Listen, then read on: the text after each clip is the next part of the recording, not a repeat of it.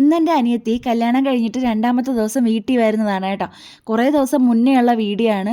എനിക്ക് സത്യം പറഞ്ഞാൽ മടിയായതുകൊണ്ട് ഞാൻ ഇപ്പോൾ എഡിറ്റ് ചെയ്യൊന്നുമില്ല കേട്ടോ. ഇന്നെന്തായാലും രണ്ടും കൽപ്പിച്ച് എഡിറ്റ് ചെയ്യാമെന്ന് വിചാരിച്ചു. അപ്പോൾ രാവിലെ തന്നെ എൻ്റെ കസിൻ സിസ്റ്റർ വന്നിട്ടുണ്ടായിരുന്നു കേട്ടോ. അവളാണ് രാവിലെ കുറേ പണികളൊക്കെ ഒതുക്കി കൊടുത്തിട്ടുണ്ടായിരുന്നത്. അമ്മയ്ക്ക് സപ്പോർട്ടായിട്ട് നിന്നത് അവളായിരുന്നു കേട്ടോ. ഞാനും കുറച്ചൊക്കെ ചെയ്തിട്ടുണ്ടായിരുന്നു, പക്ഷേ അവളാണ് കേട്ടോ കൂടുതലും പാചകമൊക്കെ ചെയ്തിട്ടുണ്ടായിരുന്നത്.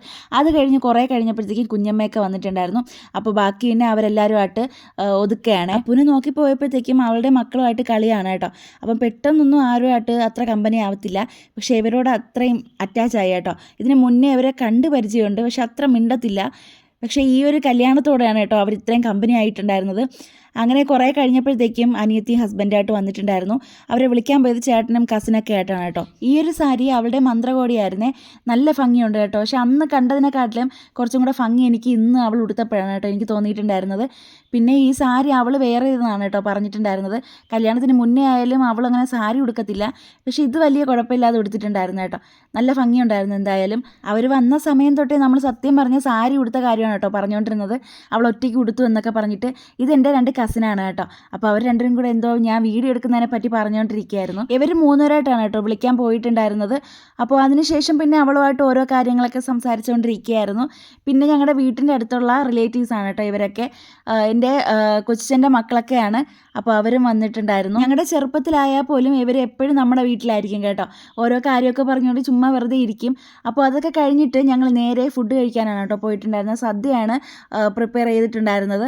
അപ്പോൾ അതൊക്കെ ഒരു അരുവേന്ന് വിളമ്പിക്കൊണ്ട് വരികയാണ്. ഡൈനിങ് ടേബിളിൽ എല്ലാവർക്കും ഇരിക്കാൻ സ്ഥലം ഇല്ലാത്തതുകൊണ്ട് തറയിൽ ഇരിക്കാമെന്ന് പറഞ്ഞാൽ അങ്ങനെ തറയിലാണ് കേട്ടോ ഞങ്ങൾ ഫുഡ് കഴിക്കാൻ ഇരുന്നിട്ടുണ്ടായിരുന്നത്. അപ്പോൾ ഒരരുവേന്ന് നമ്മൾ ചോറും കൂട്ടാനൊക്കെ ചേട്ടനും അമ്മയും കുഞ്ഞമ്മയൊക്കെ ആയിട്ട് വിളമ്പിക്കൊണ്ട് വരികയാണ് കേട്ടോ. ആ കണ്ണ് പൊത്തിയിരുന്ന് ചിരിക്കുന്നത് എൻ്റെ കസിൻ സിസ്റ്ററിൻ്റെ ഹസ്ബൻഡാണ് കേട്ടോ. അവ എന്തോ കളിയാക്കി ഇരുന്ന് ചിരിക്കുകയാണ്. കുറേ ദിവസത്തെ വീഡിയോ ആയതുകൊണ്ട് എന്നെ സത്യം പറഞ്ഞ് എന്തൊക്കെ കൂട്ടാനുള്ളതെന്ന് പോലും ഞാൻ മറന്നു കേട്ടോ. അമ്മയും കുഞ്ഞമ്മയും കൂടെ ഈ കൈ കൊണ്ട് എന്താ കോപ്രായം കാണിക്കുന്നതെന്ന് വെച്ചാൽ ഒരാളെടുത്ത് കഴിക്കാൻ ഇരിക്കാൻ വേണ്ടി പറയുകയാണ് കേട്ടോ. അങ്ങനെ ലാസ്റ്റ് അവർ കുഞ്ഞമ്മ കഴിക്കാൻ ഇരിക്കട്ടെ എന്ന് പറഞ്ഞ ഒരു ഡിസിഷനിൽ എത്തിയിട്ടുണ്ടായിരുന്നു കേട്ടോ.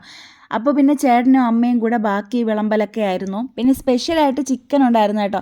അപ്പോൾ ഞാൻ കഴിക്കാൻ ഇരുന്നിട്ടുണ്ടായിരുന്നു. ഞാൻ അപ്പൂനാണ് ആദ്യം മാറിക്കൊടുക്കാൻ വേണ്ടി ഇരുന്നത് കേട്ടോ.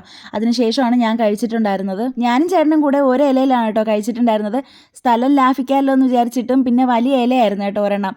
അപ്പോൾ പിന്നെ നമ്മൾ ഈ ഒരു ഐഡിയയിൽ നോക്കി രണ്ടുപേർക്കും കൂടെ ഒരു ഇല എടുത്തു. ഞാൻ വീഡിയോ എടുക്കുന്ന സമയത്ത് ഒരുത്തൻ അവിടെ കൈ വെച്ച് മറച്ച് പിടിച്ചിട്ട് അവിടെ ഇരിക്കുകയാണ്. അവൻ കഴിച്ചു പോലും തുടങ്ങിയിട്ടില്ല കേട്ടോ.